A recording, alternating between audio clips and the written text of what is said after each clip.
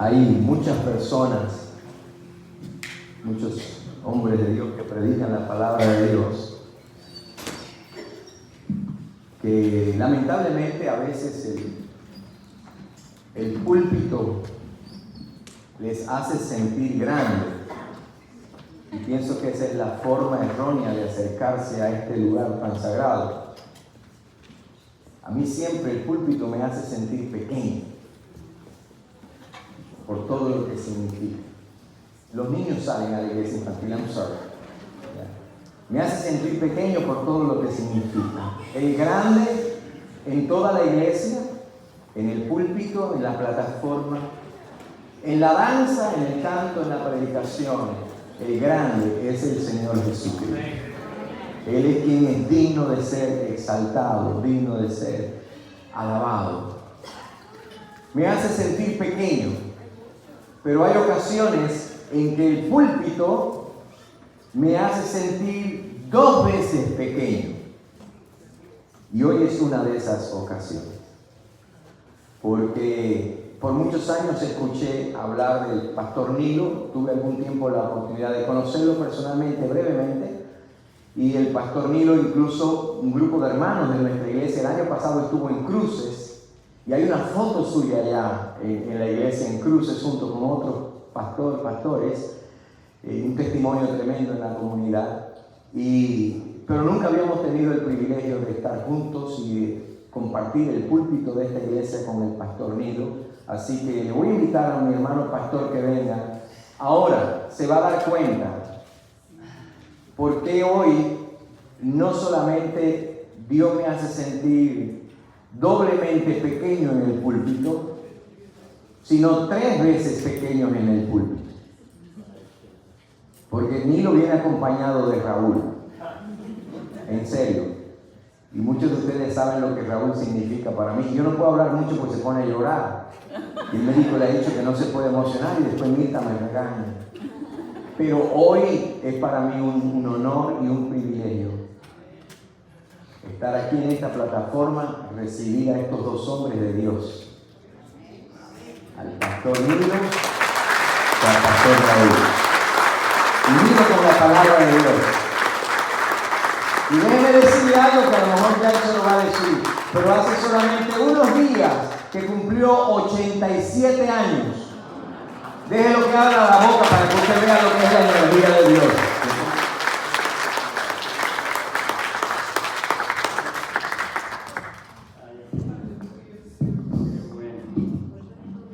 De hecho, hay hermanos de la iglesia en Cruces acá esta mañana, pastor. Esta familia que está acá son de Cruces ellos y Noel por allá al fondo. Qué lindo. Qué lindo.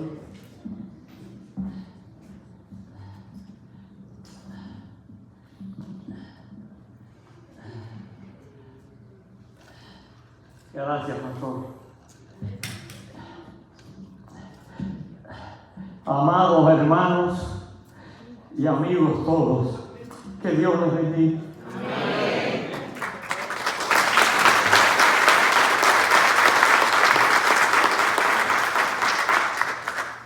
Soy un viejito. No me engañes, soy un viejito. Pero Dios me ha dado fuerza. Como el águila. Para levantar vuelo. Serví en Cuba 50 años de pastor. 50 años. Serví en 5 iglesias. 10 años en cada iglesia. Pero Dios me dio el privilegio de servirle a altos niveles. Pude ser presidente de la Convención Bautista de Cuba Occidental por 5 años. Serví en el seminario. Qué bueno que la semana que viene van a tener por aquí a Biel Morzo, fue alumno mío en el seminario. Serví en la Junta de Misiones que se organizó y pude servir como 8 o 10 años allí. En Cuba el retiro de los pastores es a los 65 años, es obligatorio. Los pastores viven en una casa pastoral que hay que dejarla para que venga el nuevo pastor. Y llegó la edad del retiro Yo tengo 3 hijos, los 3 estaban aquí. El mayor de ellos se llama igual que yo, Nilo, es pastor aquí en Gainesville, le lleva 23 años aquí. El segundo, que es con el que yo vivo ahora, Jonathan, no es pastor, pero estuvo 2 años en un barco misionero, pidiendo un corazón misionero. Y el más chico vive también aquí en Gainesville. Pero en el año 2006 decidí venir a este país. Ya yo había visitado Estados Unidos en 20 oportunidades. Siempre fue motivo de trabajo. Viajes que pasaba por aquí, reuniones con los líderes de la obra. Pero llegó el tiempo que vinimos a vivir, mi esposa me acompañaba. Y estuvimos 10 años en Gainesville, un pueblito que está aquí cerca. Ahí está mi hijo que es pastor. Y estuvimos a su lado 10 años. Iniciamos varios ministerios, un periódico, una emisora de radio, misiones, trabajo con los jóvenes, en fin, y muchos de esos trabajos permanecen todavía ahí, gracias a Dios. Pero mi esposa partió con el Señor, yo digo que se mudó para el cielo. Nosotros vinimos de Cuba en el 2006 y en el 2016 ella se me mudó para el cielo. Y entonces sentí el deseo de ir a vivir. Había vivido 10 años con mi hijo Nilo, pero el segundo, que estaba en Miami, estaba pasando por una crisis en su matrimonio. Ustedes saben que con los hijos nunca se termina, aunque sean grandes, uno tiene que estar al tanto de ellos. Y decidí venir a vivir a su lado. Había 2 motivos. Uno era apoyarlo y otro era que Miami está lleno de iglesias hispanas. En Miami hay 200 iglesias bautistas hispanas. 200. Unas tienen 1000 miembros, otras tienen 50. La mitad de esos pastores fueron alumnos míos en el seminario. Y eso hace que constantemente, cada domingo, yo pueda predicar en una iglesia. Ya tengo turnos hasta enero, ya tengo turnos en enero ya del 2006. Y eso me da oxígeno, mis hermanos. Eso me da vida.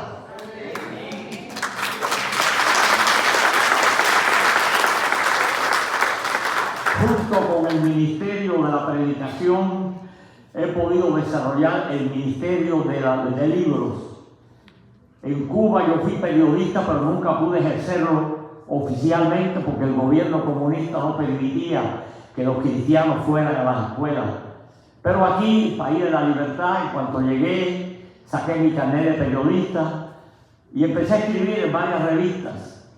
Y por 10 años, por 20 años que ya llevo en este país, he podido escribir en muchas revistas cristianas y otras no cristianas, pero que me permitían publicar artículos cristianos. En los últimos 10 años, Dios me ha permitido publicar 10 libros. Hay un panfletito que se está repartiendo por ahí, yo creo que el pastor te lo di, donde está la lista de todos mis libros. Usted lo puede solicitar a Amazon. Esto fue un milagro de Dios, conseguir que Amazon me lo publicara. Usted pone ahí Nilo Domínguez libro, sale a la lista y usted escoge el que más le gusta. Pero este año se celebraba el 10º libro, el 10º, número 10. Y la imprenta, que es una imprenta cristiana, quiso hacer un libro especial. Y de verdad que salió un libro especial que se titula Gotas de Rocío. ¿Usted sabe lo que es el rocío? Ese fenómeno químico que se da en la superficie de la planta y que le da vida. Aún en el desierto del Sahara hay rocío. El rocío le da vida a las plantas. Y hemos titulado el libro Gotas de Rocío. Yo le di al pastor una docena de ellos para que lo distribuya entre algunos líderes de la iglesia. ¿Por qué el título Gotas de Rocío? Bueno, en el libro del profeta Oseas, un libro casi desconocido por la mayoría de los cristianos, en el libro de Oseas, que es uno de los llamados profetas menores, en el capítulo 14 de Oseas, hay unas palabras que son la base bíblica del libro. y que es la base bíblica del sermón de esta mañana. Voy a leer el pasaje de Oseas 14 del 1 al 5, que dice así: vuelve, oh Israel, a Jehová tu Dios, porque tu pecado has caído, porque por tu pecado has caído. Llevad con vosotros palabras de súplica, y volved a Jehová, y decirle: quita toda iniquidad, y acepta el bien, y te ofreceremos la ofrenda de nuestros labios. No nos librará el asirio, no montaremos en caballo, ni nunca más iremos a la obra de nuestras manos, dioses nuestros, porque en ti el huérfano alcanzará misericordia. Y yo sanaré tu rebelión, los amaré de pura gracia, porque mi ira se apartó de ellos. Yo seré a Israel como rocío. Dios le dice al profeta: dile a mi pueblo que yo seré como rocío. Él florecerá como lirio y extenderá sus raíces como el Líbano. Mis hermanos, no es un secreto para nadie que vivimos en un mundo seco y moribundo. Basta con poner el radio, el televisor. Las noticias son horribles. Yo vivo en uno de los barrios más peligrosos de Miami. En todas las ciudades hay barrios peligrosos. Yo vivo en un barrio que se llama Miami Garden. Mira qué nombre más lindo, Garden, jardín. Pero es un jardín de espinas. Allí todos los días hay un tiroteo, todos los días. Mi hijo me dice: papi, no saca la cabeza de la puerta porque te coge una bala perdida. Todos los días hay tiroteo allí. Vivimos en un mundo horrible, mis hermanos. Vivimos en una sociedad que es una suciedad. Vivimos en una selva donde los leones de 2 patas son peores que los de 4 patas. Vivimos en un mundo horrible. Un mundo sin Dios. Un mundo donde el hombre se ha endiosado él y ha quitado a Dios del trono. Y eso ha traído, mis hermanos, violencia a todos los niveles. El hogar ya no es el home sweet home. El hogar moderno es un infierno. Tú lo sabes. La mayor parte de los crímenes y actos de violencia se cometen en los hogares. En México, 1 de cada 10 mujeres que muere en su casa. La mató el marido, el novio. Violencia callejera. Yo no sé aquí, porque esto es un pueblito tranquilo, pero en Miami te pasa por al lado un carro y el tipo te cae de mal y saca la pistola y te mete el tiro. Asustados, vivimos asustados. Un mundo violento. Ya no se respeta a la policía. La gente le va para arriba a la policía y le quita la pistola y le quita una selva. Violencia a todos los niveles. Violencia en las escuelas. Todos los días aparece un video donde algunos muchachos atropellan a otros. Violencia en los mercados. A pleno día, ya los ladrones ya no asaltan de noche, asaltan de día. Enfriamiento de los lazos familiares. 1 de cada 3 matrimonios terminan en divorcio. Los viejos van a parar a los home. Yo estuve en un home cuando estuve enfermo y ahí me encontré viejitos que llevaban 3 y 4 años en el home. En Cuba había un pastor muy cómico, Raúl lo conoció, que él le decía a la gente que venía para acá: oye, ten cuidado, que en Estados Unidos te meten en el home sin pasar por tercera. en el deporte del béisbol, ¿no? Del béisbol. La primera, segunda, tercera y cuarta. Te mandan para el home sin pasar por tercera. Yo estuve en un home dos o 3 meses y tenía de compañero un viejito que llevaba 2 años allí. 2 años allí. Nadie quiere cuidar a los viejos. Enfriamiento de los lazos familiares. Horrible. La familia es el plan de Dios. La primera institución creada por Dios fue la familia. Allí está en Génesis 2. Dejará el hombre a su padre y a su madre, se unirá a su mujer y serán una sola carne. La familia es el plan de Dios, pero el diablo quiere destruir la familia. Y lo está logrando. Ya la gente no se sienta a comer, cada uno con su teléfono en un rincón de la casa. La familia se ha enfriado. Corrupción a todos los niveles. Increíble. Este país tenía fama de ser un país de gente honesta. Pero desgraciadamente ha llegado el virus, la epidemia, que muchas veces los hispanos hemos sido culpables de ello. Hemos traído de nuestros países todas las trampas y todas las cosas malas que hacíamos allá. Corrupción a todos los niveles, corrupción en el gobierno, corrupción en las empresas.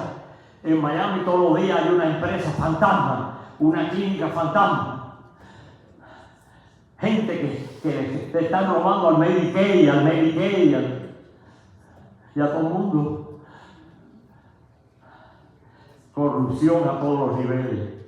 Debilitamiento del cristianismo, mis hermanos. Ese dato se lo oí al pastor de ustedes en una conferencia que dio en el campamento de Ley.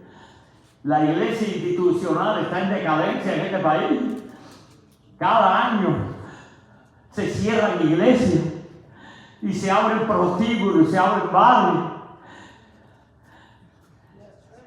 La gente ya no quiere ir a la iglesia. Inclusive muchos cristianos ahora se han acomodado al Zoom y al otro, ¿verdad? El cuadro que pinta el mundo es el cuadro de un enfermo grave. El mundo está enfermo, pero Cristo es el médico divino. El evangelio es la medicina. Y la iglesia es la enfermera. Ustedes son la enfermera. Cristo el médico, el evangelio la medicina, pero la iglesia es la que tiene que aplicar la medicina. Yo recuerdo los 3 años que mi esposa tuvo con cáncer, cómo yo admiraba a las enfermeras que venían a cuidar. El médico viene y recién se va, pero ahí se queda la enfermera la noche entera. El mundo necesita desesperadamente de Cristo y la iglesia tiene la responsabilidad de darlo a conocer, mi hermano. Pero la iglesia, hermanos, el diablo no puede destruir la iglesia. Jesús lo prometió. Sobre esta roca edificaré mi iglesia y ni aún las puertas del infierno prevalecerán contra ella. Y Cristo cumplió su palabra. La iglesia ha sido perseguida. El imperio romano quiso acabar con la iglesia y no pudo. Los tiranos y los dictadores, Lenin, Marx, el otro, Hitler, Fidel, quisieron destruir la iglesia y no pudieron, porque la iglesia es de Cristo. Pero la debilita, la despista, la hace perder el rumbo, la divide. El diablo es especialista en dividir la iglesia, en hacer que la iglesia pierda de vista su objetivo principal, y nos metemos en tareas que no son malas, pero no es la tarea de la iglesia. Necesitamos el rocío de Dios. El mundo necesita el rocío, la iglesia necesita el rocío de Dios. Necesitamos, hermanos, nueva fuerza, como el águila, levantar vuelo y el rocío de Dios es la bendición de Dios. Necesitamos estar más cerca de Dios. La iglesia es el pueblo de Dios, un pueblo especial, dice ahí Pedro, una nación especial que tiene un propósito especial, la predicación del Evangelio. Esa fue la última orden que Cristo dio. Yo no sé si aquí habrá algún militar, pero dicen los militares que la última orden nunca caduca, está siempre. Esa fue la última orden. Id y predicad el Evangelio hasta lo último de la tierra. Qué bueno que el Evangelio se ha predicado en el mundo. Mi segundo hijo, yo vivo con él. Él no es pastor, pero tiene un corazón misionero. Él estuvo 2 años en un barco que le dio la vuelta al mundo, predicando en distintas ciudades del mundo. Y ahí él hizo amistad con cientos, miles de jóvenes. 3 años tuvo en el barco ese. Y me dice, papi, lo que más el mundo necesita es evangelismo. Que la iglesia salga. El león en las jaulas es inofensivo, el diablo nos ha metido aquí. El león en las jaulas es un gato. El campo de batalla está allá afuera. El hombre herido está allá afuera. Hay que irlo a rescatar. Y esa es la tarea de la iglesia. Pero el diablo, que es malo y sinvergüenza, nos ha vendido una mentira de que evangelizar es tarea de pastores, de evangelistas. ¡No! Evangelizar es tarea de todo creyente. La gran comisión fue dada a cada creyente. Id y predicad el Evangelio. Es la orden de marcha del cristianismo. Y esa orden no ha caducado, mi hermano. Pero la iglesia moderna se ha metido en las 4 paredes del templo. Qué agradable estar aquí, aire acondicionado, un ambiente sano, hasta un cafecito le brindan a uno a veces. Pero no, el campo de batalla de los aquí allá afuera. Ahí está el hombre herido. Necesitamos el rocío de Dios. Necesitamos la gracia de Dios. Necesitamos la bendición de Dios. Y esa es la promesa. Dile a Israel que yo seré para ellos como el rocío. Israel estaba seco, dividido, el reino se había dividido, Judá y Israel, fajado entre ellos, fajado entre hermanos, guerra fratricida. Y Dios le dice al profeta Oseas, dile a mi pueblo que vuelva. Oseas había tenido una encomienda extraña. Dios le había mandado a casarse con una mujer adulta, horrible. ¿Usted se imagina eso?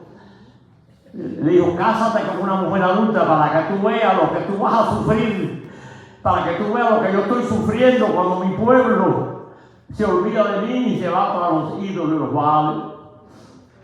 Y Oseas lo hizo mal. El rocío de Dios viene, y viene por 3 vías. La vía número 1 es la vía de la palabra. La palabra. En Juan 5:39 dice, escudriñad las escrituras, porque a vosotros os parece que en ellas tenéis la vida eterna, y ellas son las que dan testimonio de mí. La Biblia. La iglesia es el pueblo de la Biblia, es el pueblo del libro. Eso fue lo que hizo Martín Lutero y los reformadores del siglo XVII. La Biblia estaba secuestrada. La Biblia estaba en las lenguas originales, griego, latín, hebreo. El pueblo no conocía la Biblia, pero aquel hombre, Dios lo iluminó y sacó la Biblia y salió junto con la Biblia la imprenta. Fue el gran descubrimiento del siglo XVII, la imprenta de Juan Gutenberg. Y el primer libro que se publicó en la imprenta de Gutenberg fue el Nuevo Testamento en alemán. Y la palabra de Dios salió y llegó al pueblo. Estaba secuestrada. Los enemigos de Dios siempre han secuestrado la Biblia. Lo primero que hizo Adolfo Hitler fue quemar la Biblia en las calles de Berlín. Lo primero que hizo Fidel Castro fue moler la Biblia para hacer cartón. Yo conocí personas que trabajaron en la fábrica de cartón, donde las Biblias fueron secuestradas y molidas. Pero ya nadie se acuerda de Hitler, ni nadie se acuerda de Fidel, y la Biblia sigue en pie. Porque es la palabra de Dios, porque es el libro eterno, porque es lámpara a nuestros pies y lumbrera a nuestro camino. Pero el pueblo cristiano, hermano, no lee la Biblia. Leemos el periódico, nos pasamos una hora viendo un partido de fútbol, pero cuando se trata de leer la Biblia, no tenemos tiempo. Hay que volver a la Biblia. Alguien dijo que el pueblo cristiano de ahora era analfabeto bíblico. Necesitamos leer la Biblia. Es el agua de vida. Es el pan de vida. El cristiano que no lee la palabra se muere, se marchita. Necesitamos el rocío de Dios que viene por su palabra. Escudriñar las Escrituras. Yo leo la Biblia muchas veces. Yo me convertí a los 14 años y tengo 67. Y cada día que la leo encuentro algo nuevo. Es una fuente inagotable. Es el río de Dios. Necesitamos la Escritura, mi hermano. La iglesia tiene que leer la Biblia. La iglesia tiene que estudiar la Biblia. Tenemos que volver a la Biblia. Ella es fuente del rocío de Dios. Otra fuente del rocío de Dios es la oración. Biblia y oración son hermanas gemelas. Necesitamos orar. Jesús era un hombre de oración. Los evangelios nos recuerdan muchas veces que Jesús dejó a los discípulos y se fue al monte a orar. El Hijo de Dios necesitaba orar, cuanto más tú y yo. La oración. El pueblo de Dios, el pueblo cristiano primitivo era un pueblo de oración. En el capítulo 12 del libro de Hechos de los Apóstoles hay una historia conmovedora. Pedro estaba preso. Herodes, el tetrarca, había matado a Santiago. Habíamos Santiago, uno Santiago. Y tenía en remojo a Pedro. Dice que lo tenía custodiado por 4 cuadrillas de soldados, 16 soldados para cuidar a un solo hombre. Pero dice allí, en Hechos 12, que la iglesia estaba reunida orando. Y cuando el pueblo de Dios ora, el infierno tiembla. Y aquella noche, la noche que iban a sacar a Pedro para matarlo, dice allí en Hechos 12, que el ángel de Jehová vino y quitó las cadenas. Cristo rompe las cadenas. El pecado es una cadena. La peor de todas las cadenas es el pecado. Yo estuve preso 5 años. No tenía cadenas físicas, pero tenía cadenas morales. Pero yo era más libre que mi custodio, porque yo era cristiano, porque Cristo nos había salvado. La iglesia tiene que orar. En Hechos 16 hay otra historia preciosa. Pablo y Silas están presos allá en Filipo. Dice que le habían puesto el cepo. El cepo era un instrumento de tortura. Pero a medianoche dice que Pablo y Silas cantaban y oraban. Y las viejas murallas temblaron y se derrumbó la cárcel. Porque cuando la iglesia ora, el diablo tiembla y el infierno tiembla, mi hermano. Se ha dicho que la iglesia es el único ejército que avanza de rodillas.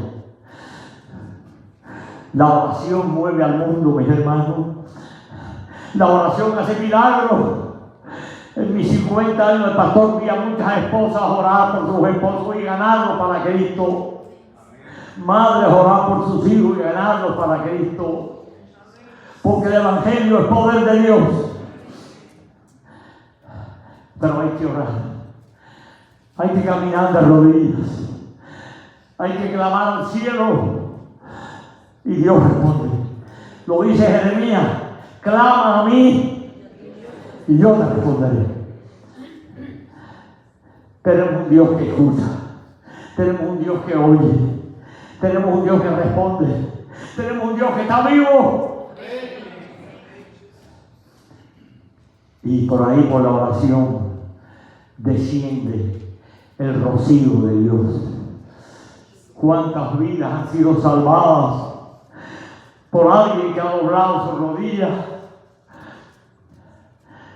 La oración es una fuente de donde el rocío de Dios desciende.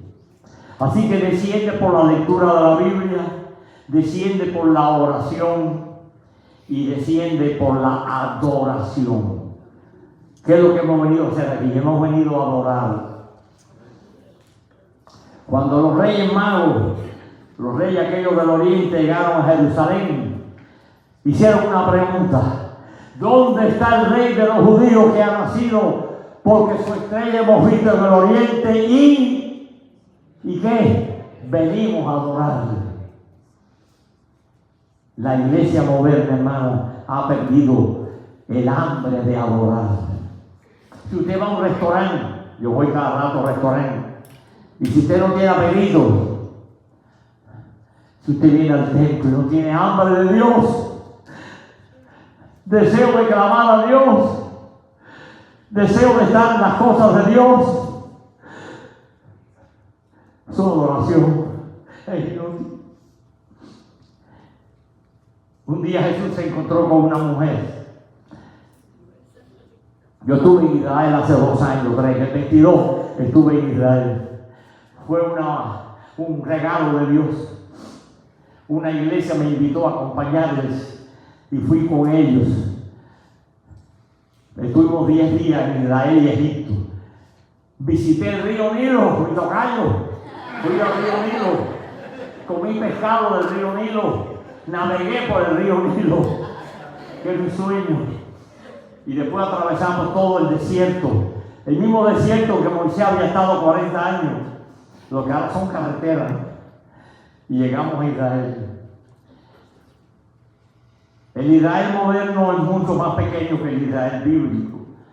El Israel bíblico tenía 3 provincias: Galilea, Samaria y Judea. Pero los judíos y los samaritanos estaban enemistados. Siglos atrás, los asirios habían invadido el país y habían mezclado la raza siria, y aquello era un problema. Y los judíos, cuando iban de Judea a Galilea, no entraban por Samaria, daban una vuelta por Perea, un recorrido de 100 kilómetros. Pero Jesús no. Jesús no tenía prejuicio. Jesús vino a amar a todos los hombres y pasó por Samaria. Está la historia en Juan capítulo 4. Dice que Jesús, cansado del camino, se tiró a la orilla del pozo de Jacob, allí en Sicar. Ese pozo lo había hecho Jacob 1000 años atrás. Y estando allí llegó una mujer. Las mujeres decentes venían por la mañana a buscar el agua. Pero aquella pipa no era una mujer decente, era una bandolera, una prostituta, 5 maridos, campeona olímpica. Las mujeres la odiaban. Ella tenía que venir escondida, encapuchada. Y se encuentra con Jesús. Y cuando una vida se encuentra con Jesús, todo cambia. Y aquella mujer conoció a Jesús. Y Jesús le dijo: yo tengo un agua que tú no tienes. El que bebe de esa agua vuelve a tener sed. Pero el que bebe del agua que yo doy nunca más tendrá sed. Y aquella mujer se sintió atrapada en su pecado y empezó a discutir. Y ella le pregunta: ¿dónde hay que adorar? Los judíos dicen que en Jerusalén, Nosotros decimos que en Jericín. Y entonces Jesús le dijo: los verdaderos adoradores adoran a Dios en espíritu y en verdad. Y esa es la adoración que Dios busca, mis hermanos. Cuando venimos humillados, cuando reconocemos nuestro pecado, cuando clamamos por el perdón de Dios, Dios responde. Y su gracia, su misericordia, su bondad, su amor que es infinito, desciende como el rocío de la mañana. En mi largo tiempo de pastor pude ver muchas vidas cambiadas. Cómo el poder del Evangelio cambia las vidas. Pablo decía: si alguno está en Cristo, nueva criatura es. Las cosas viejas pasaron, y aquí todas son hechas nuevas. Cristo transforma. Alguien me dijo una vez: el pecado deforma, la sociedad reforma, pero solo Cristo transforma. Y yo vi muchas personas, homosexuales, ladrones, asesinos, una prostituta, que la sangre de Cristo la limpió. Porque hay poder. En Cuba se cantaba un himno que decía: hay poder, sin igual poder en Jesús quien murió. Hay poder, sin igual poder en la sangre que Él vertió. Y esa sangre no se ha agotado, mi hermano. Y esa sangre sigue fluyendo del Monte Calvario. Y la iglesia, tú y yo, somos los responsables de que el mundo conozca del poder de esa sangre. Quiero terminar. Perdone que me emociono, no lo puedo evitar. Una de las historias que aprendí recién convertido de muchacho a los 14 años es la historia del endemoniado gadareno, que está allí en Lucas 8. Está en Lucas 8. Hay una historia allí conmovedora. Yo visité el lugar en el viaje a Israel. Navegamos por el mar de Galilea y el capitán del barco nos dijo: aquella playa que está allí es la playa de Gadara, donde Jesús hizo el milagro del endemoniado gadareno. En muchos pueblos de Cuba, supongo que en los países de ustedes también, ocurre que a la entrada o salida de los pueblos está el cementerio. Y Jesús llegó a Gadara con sus discípulos y va a entrar en el pueblo y tiene que pasar por el cementerio. Pero en el cementerio, aquel había un espectáculo, había un loco. Óigame, a vivir un cementerio que están locos, ¿sabes? Los vecinos son tranquilos, pero óigame, les sufre mal vivir en un cementerio, ¿sabes? Pero no estaba solamente loco porque vivía allí, estaba desnudo. Ya tú sabes, todo aquello afuera, dando gritos día y noche. Me llamaban el 911 y qué más, me rompía las cadenas. Pero llegó Jesús. Y cuando llega Jesús todo cambia. La noche se vuelve día, el infierno se vuelve cielo. Dios transforma. Y aquel hombre se encontró con Jesús. Lean la historia, Lucas 8. Y el hombre se convirtió y Dios lo transformó. Y el hombre se puso cuerno y el desnudo se vistió. Y el hombre hizo lo que tú y yo habíamos hecho también. Señor, yo quiero seguirte. Ese es el anhelo del alma regenerada, seguir a Jesús. Y Jesús hizo algo que yo nunca más lo he visto. Le dijo: no vengas conmigo, ve a los tuyos, a los que te conocieron loco, y dile cuán grandes cosas Dios ha hecho contigo. Y esa es la tarea de la iglesia. Decirle a otros que solo Cristo salva. Decirle a otros que Cristo es la luz del mundo. Decirle a otros que Cristo es la única esperanza. La esperanza del mundo no está en el capitalismo, ni en el socialismo, ni en el comunismo. No está con los demócratas ni con los republicanos. Está solo con Jesucristo.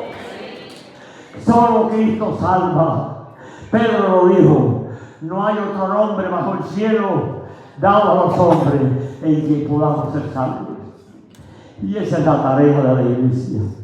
Hacer que el rocío de Dios caiga sobre este mundo seco. Un mundo moribundo, un mundo que agoniza, un mundo que clama desesperadamente por Cristo. Y la iglesia tiene la responsabilidad de darlo a conocer. Mis hermanos, que Dios les bendiga, que sigan adelante en este pueblito predicando a Cristo, porque Él es la única esperanza. Que Dios les bendiga.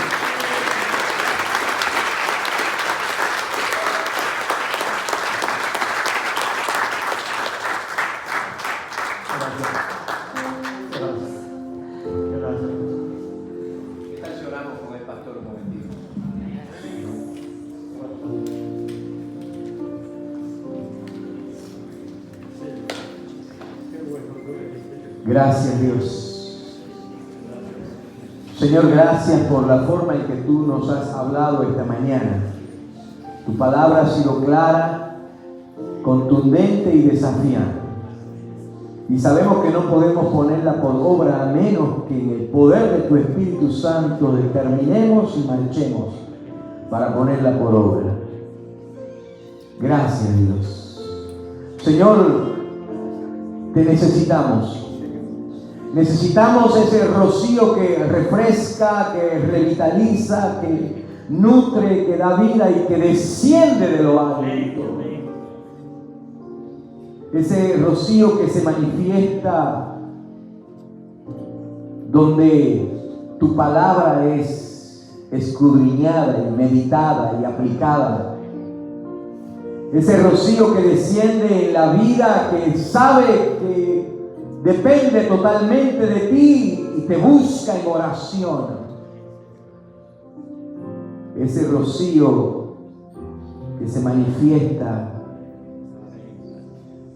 en la iglesia que adora, en el cristiano que adora, en la familia que adora. Señor, yo estoy convencido de que esta palabra fue traída a este lugar en este día porque nuestra iglesia necesita el rocío.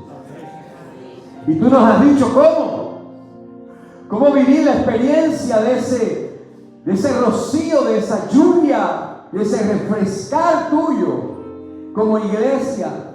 Señor, yo sé que hay familias que necesitan eso hoy, que hay matrimonios que lo necesitan. Perdónanos por las veces que hemos tratado de refrescarnos con las cosas que este mundo ofrece, con estrategias, con técnicas, con cosas que no tienen que ver contigo, donde hemos pensado que si hago esto, dejo de hacer lo otro. Pero tú has dicho, no, ese rocío está donde mi palabra es primera, donde la oración es constante y donde la adoración es de todo corazón. Gracias, Padre. Gracias, Dios. Gracias. Gracias, Dios, por el privilegio que nos das a nosotros como iglesia. Y a mí, especialmente también personalmente, como pastor, de estar aquí para orar por mi hermano, consiervo en el ministerio, el pastor Nilo. Señor, tú conoces su vida, sus necesidades, su salud, pero gracias, porque con 87 años aquí hay un hombre más caudaloso que el Nilo, por tu gracia. Un Nilo de tu amor, un Nilo de tu unción, un Nilo de tu gracia, un Nilo de la proclamación del Evangelio que fluye y fluye y fluye. Gracias. Por eso te rogamos que tu mano de protección, de salud, esté sobre él y que lo sigas usando domingo tras domingo. Y Señor, te pedimos también que nos permitas volver a tenerlo por acá con nosotros. Gracias, Padre. Gracias, Señor, por Raúl, el fiel amigo. Gracias por tu siervo, que nos lideró por tantos años y que aún ahora, Señor, junto a su esposa Mirta, siguen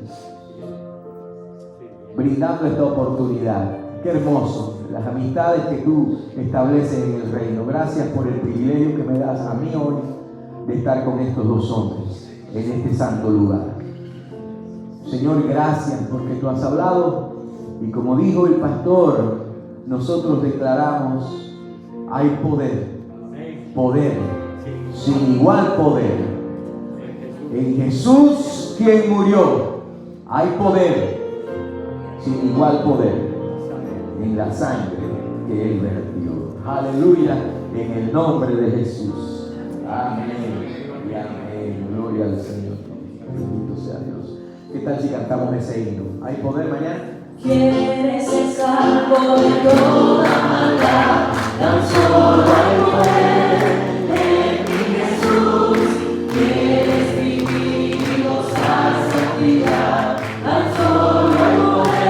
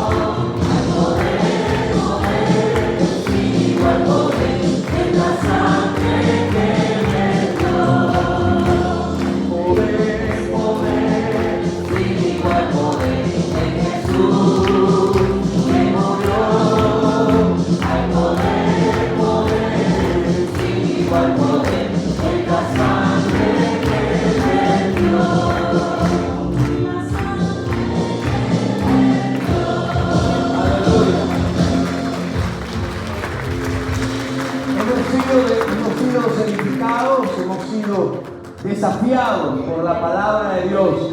Hemos sido desafiados con el testimonio de 87 años y todavía vibrando para Cristo. Amén. El pastor va a estar sentado acá adelante. Si alguno quiere venir a saludarme, se siéntase en la libertad.